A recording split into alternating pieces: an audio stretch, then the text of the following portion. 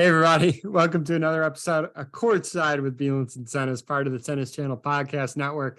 I'm here again with my co-host, Hall of Famer Steve Flink. I'm laughing because we just recorded Sunday morning, Steve, and we knew the potential for the matches that were going to be on Monday and potentially Tuesday were going to be lights out. We're going to be amazing. And they did not disappoint. I texted you or called you late yesterday, even before the evening matches on Tuesday night. And I said, Steve, I think we're going to maybe want to record something Wednesday early evening, which is what we're doing now to kind of sum up Monday and Tuesday. Steve, before we get into it, they did not disappoint Monday and Tuesday. Oh, no, just spectacular. Particularly, I thought Tuesday, I mean, how can you top it? You have a Kvitova match against Pegula where Kvitova wins on her fourth match point after saving 4 match points. You had Zverev and Medvedev go right down to the wire, 7-5 in the third, showing the resurgence of Zverev and the fact that Medvedev is supremely confident right now, no matter what happens to him, including turning his ankle. And then, of course, to cap it all off, Tommy Paul has 6 match points against FAA, and he loses that match twice. He's at triple match point twice. But Felix somehow found his way out of that dark corner and emerged with an important win for him to set up a match with Carlos Alcaraz. So it was just a magnificent day. Yeah, there's so many storylines. So let's get into it. We'll start Monday, which to me seems like 6 days ago. There's so much tennis that has happened. But Monday, the match that I really, really enjoyed and a lot of tennis fans were looking forward to seeing was Iga Swiatek versus Bianca Andreescu, because we talked about it Sunday a little bit. We talked about how well Bianca can play. Injuries have just been the major obstacle for her. She lost in straight sets, and Iga, 23 winners to 9 for Bianca and ground stroke winners. But that was an entertaining 2 sets, and Bianca played very well. Iga's just at another level right now. If Bianca can play to that level, she's going to win a lot of matches. Yeah, no question about it. I do think that stat's a little misleading in the sense of the way Bianca was trying to combat Iga. She wasn't going to slug. She wasn't going to go out and slug with her. She was trying to mix things up and throw in her high loopers and some slices and disrupt the rhythm, which she did a very good job with that. Took the second set into a tiebreak, actually led 4-2, 40-15 in that set. Could almost have pushed it to 3, but very encouraging result for the 2019 U.S. Open champion. And of course, the victor here in that year as well in Indian Wells. So I like what I'm seeing from her. And that was a really good match. She gave her a tougher match even than Raducanu, who played quite well also in the first set against Iga. It was a 6-3 set, but she acquitted herself beautifully and then couldn't stay with her in the second set. But again, as my friend Mike Hart said to me in an email earlier, and he's a great tennis observer, that's probably the best Raducanu that we've seen since she won the U.S. Open a couple of years ago. Agreed. And that was, you're reading my mind, because that was the next person I was going to mention. Great to see Emma get to the round of 16. Like you said, she lost to Iga, but I agree with that thought. That's the best I've seen Emma play since that magnificent run in the Open. So the WTA Tour can get it's already entertaining itself, right? So many good players, but if you add Bianca and Emma consistently to the mix, it makes it even that much better. So let's hope both those players and play consistently in that high level of tennis that they're both fully capable of. The next 2 men's matches, it was interesting. Jack Draper played Andy Murray, and the winner of that was gonna face Carlos Alcaraz. A lot of people just were hoping maybe Andy won that match because it would be nice to see Andy play Carlos. That's a Jack Draper, very good, very young. It would be great to see Jack play Carlos, 2 young studs, really getting started in their careers here. Obviously, we all know what Carlos has already accomplished. Jack beats Andy. Too bad Jack was kind of hurt. Not to say even if he was healthy, he'd beat Carlos, but you wanted to see a fully healthy Draper play Carlos, and unfortunately that didn't happen. Yeah, that was a shame. Interestingly, coming into the tournament, I would have been more worried that it was the reverse with Carlos having to retire. We know all the troubles he had with the hamstring. Fortunately, so far, so good. He looks healthy. It's a good thing for him actually to have gotten off the court so quickly against Draper, save his energy for FAA in the quarterfinals. So but that was unfortunate because Draper, it was a big win for Draper to beat Murray, and you wish he could have gone out and competed at full force in that match against Carlos. It just was not to be. And then before we get into the heartbreaker of Tommy Paul's match late last night, we also got to give Tommy Paul props for, he had a good tournament. He beat Hubie Hurkacz 3 sets, some spectacular shot making. I think the point before match point, he made a ridiculous half volley for a match point in that match. And he made, there was someone created a pretty good highlight tape of him. He had about 7 or 8 spectacular shots in that match. Tommy's results, his year, I think they said at one point he was 14-4 or maybe 15-4, maybe 15-5 now with the loss last night. But Tommy, very consistent and very good year so far. Well, we saw it in Australia, we saw it in Acapulco, and again here. This was a heartbreaker. You and I went back and forth with a few texts on this one too, but really it's astonishing to think that there was Felix serving at 5-6 in the third, and he's love 40. So he's triple match point down there. And he managed to come up with a very good first serve to save the first match point. And then he saves the second one with a fairly crafty forehand volley cross court. But Tommy did have a look at a forehand pass down the line, which he couldn't make. Then the third one was really bad luck for Tommy Paul, just bad luck. A shank backhand cross court from Felix. Complete shank, somehow lands on or near the sideline and provokes an error from Paul. And so that's 3 match points saved there. A couple of great first serves, and Felix is into the tiebreak. But before you know it, despite leading 3-1, he's down 6-3. He's lost 5 points in a row. He's now triple match point down again, but comes up with a couple of excellent first serves to put the pressure back on Tommy. And now he's saved. Felix has 5 match points. And on the 6th, Tommy earned off the forehand side. It was kind of a fairly neutral rally. He thought he had an opening for an inside-out forehand and hit it well out. And then Felix grabs the light. What was surprising was that Tommy serving David at 6-5 and again at 6-all didn't really go for a first serve. Right. He hit them like they were second serves. It was almost like he said, I'm just going to get the first serve in, but he didn't place it well. He didn't do anything that was really going to be threatening to FAA on the return, who was able to make those returns very easily. I'm sure that's something he would like, if he had it to do over again, he would have liked to have had a little more purpose on that first serve, a little more pace and precision.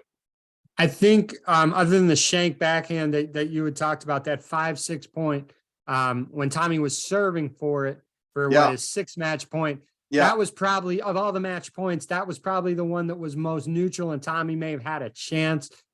He just made the error. The other points, I think Felix just won. They had a nice moment at the net. I think they both realized that it was a special match. It could have gone either way. I think all tennis fans included it, and that includes obviously you and me. I hope those two play a heck of a lot more, and I think they will, because it's a good matchup to watch. Both no nonsense. They just play, right? There's no extra, nonsense between them. They just play at such a high level and they compete. I could watch those two face off each other 100 times. It's just so fun to watch. Yeah, no, it was a lot of fun to watch. And I think Tommy maybe got just a bit cautious with his leads. But on the other hand, FAA was very gutsy to come back, because he was really not that sharp off the ground. It wasn't his best serving night. It just wasn't his best night, period. But that's a win that I think, frankly, I thought he needed it a little bit more than Tommy. You described how consistent Tommy's been this year. Felix has not been. And he's looking to sort of get himself going back to the level we saw last fall when he won 3 titles in a row, toward the end of the season. And this could maybe get him going. I'm fascinated to see how he plays in that match against Carlos, because, of course, they had the U.S. Open match a couple of years ago that Carlos had to retire in after a set leg injury. Felix leads 3-1 in that, right? Yeah, exactly. And then he had a big win over him last fall again, Felix, but on a fast court indoors. This is going to be slower conditions, which could help Carlos. On the other hand, it's a great uplifting victory that FAA is coming off, and I still think he likes the matchup. So I see that as a very hard-fought, tight contest. Yeah, I can't wait to watch that match. Cannot wait to watch that match. the match immediately preceding the Tommy Paul FAA match was Kvitova versus Jessica Pegula. I mean, let's not mistake that match. I mean, the match was crazy with drama. Let's not mistake that match as an all-time classic, because it wasn't. And I think Kvitova and Pegula would agree with that. But both those players had 4 match points. Kvitova finally wins 7-6 in the third, 13-11 in the final set breaker. It was tough conditions. The quality was not that great, but sure as heck, it was tense and drama all over the place.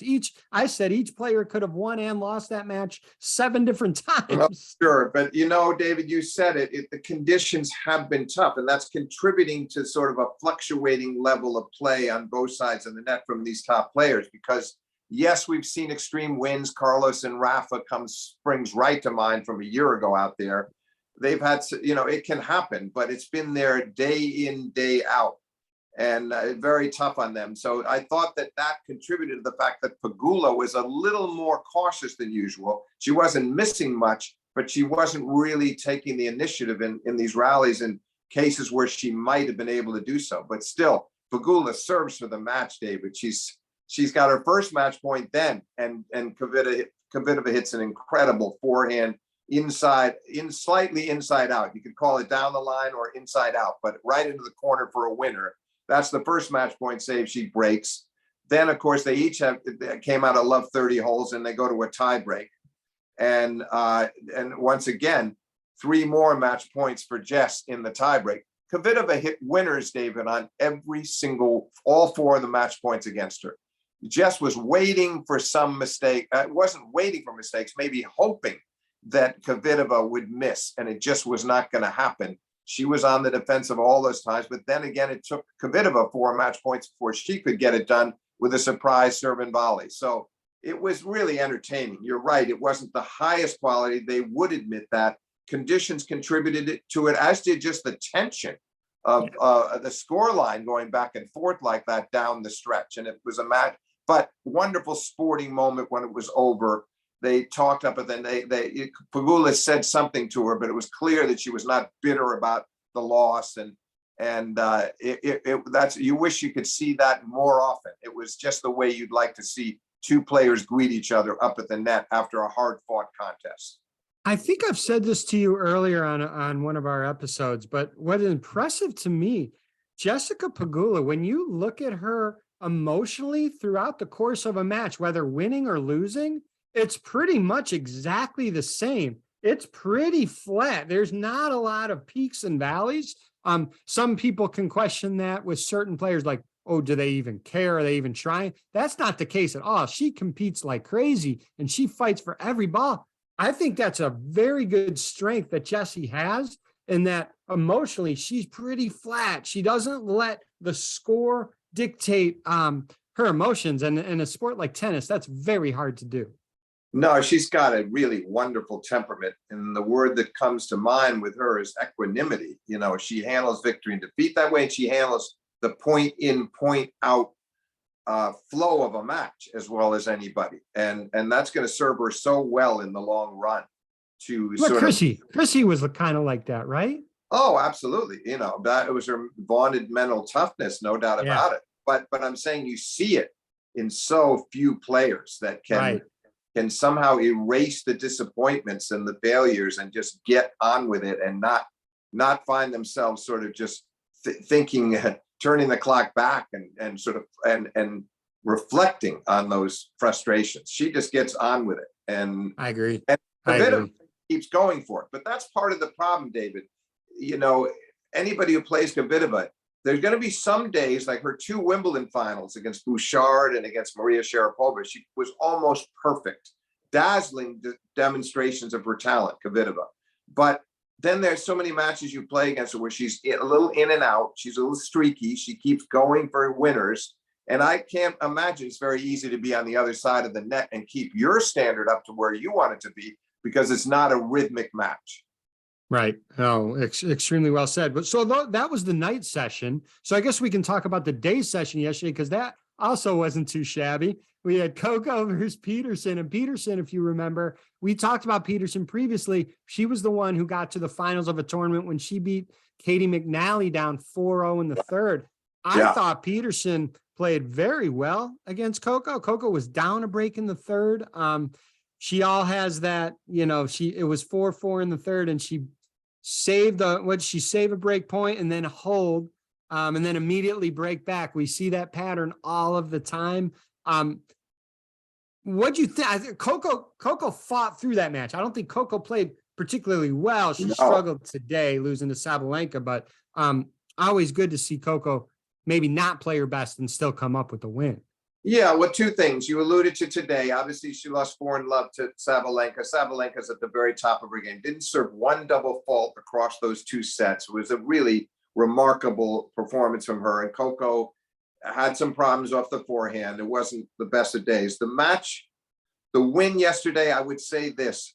At one stage, she lost, I believe, 9 out of 11 games from the start of the second to going down 3-1 in the third. Yes. And that's a tough stretch that you could see. Now, you could see with her compared to Pegula, she was advertising her frustration and her sort of just the sadness. She just couldn't figure out why things were going so wrong, but she did find a way out of it. And I commend her for it because she doesn't have too many. She gets out of a lot of matches like that because she's still a good competitor, even if there are times when she's showing you exactly what's going on inside her. And she just was outplayed by Sabalenka. There's not much you can say about that. There was a big gap between the number 2 and number 6 seeds in that particular match. But Coco will keep learning. She'll keep growing. I was glad that she found a way out of that match yesterday because it could so easily have gotten away from her.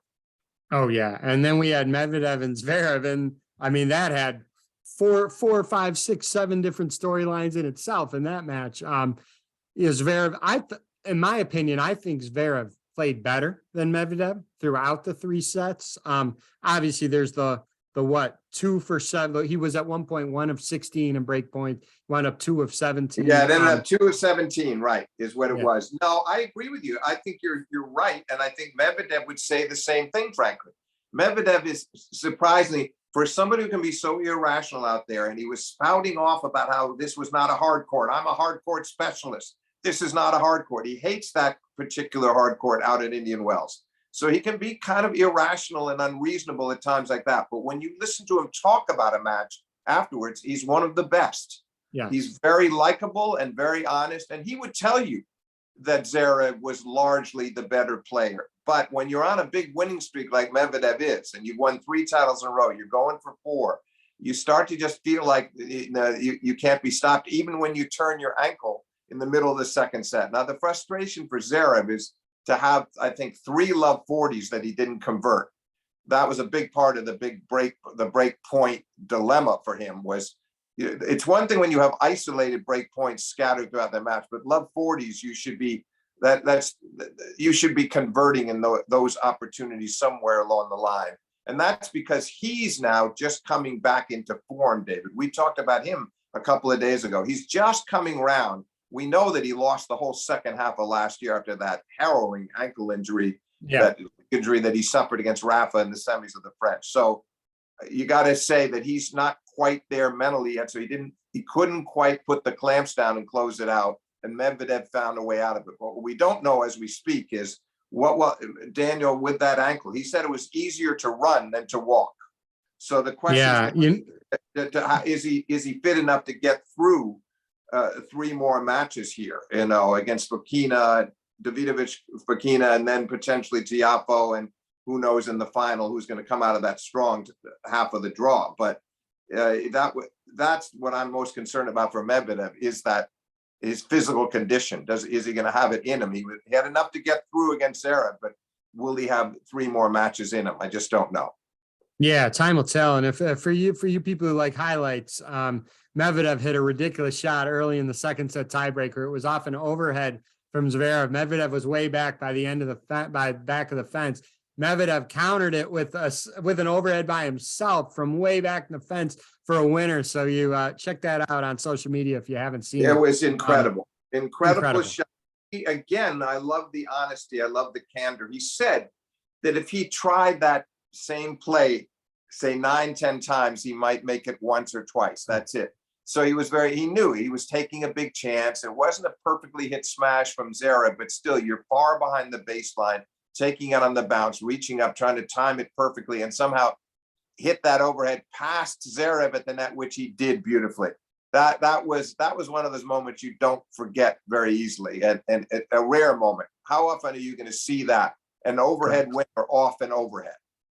Right, exactly. And continue on the theme that we've been kind of talking about. Hopefully we can see Andreescu keep playing very well. Raducanu keep playing well. You referred to Zverev now coming back off that awful injury against Rafa at the French. He looked good yesterday. He was, a fraction of getting beaten Medvedev. So here we are. Wednesday, we're recording this Wednesday evening.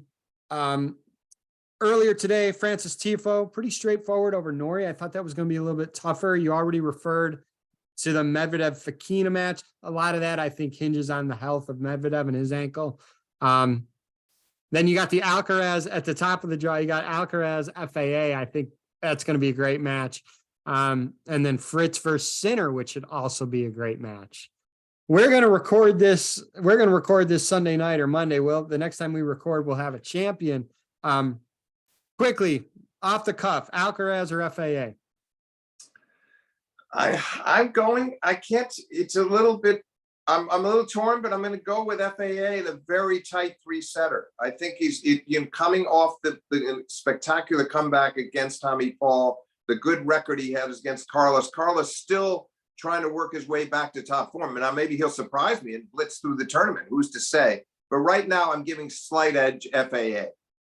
Fritz and Sinner. Sinner, 3 sets.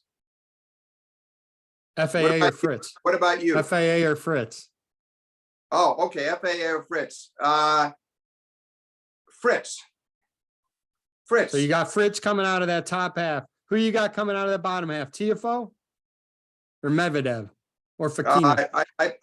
I guess I'm gonna say, because of I all along I thought Medvedev would win the tournament based on his confidence and his form, but I don't trust the ankle right now. So I'm saying Tiafoe, who's already in the semis and waiting for the winner of that match, I'm putting him into the finals, and I'm having Taylor Fritz defend his title by defeating Tiafoe in the final. 2 Americans in the final of a Masters 1000 with Fritz repeating. All right, we got that.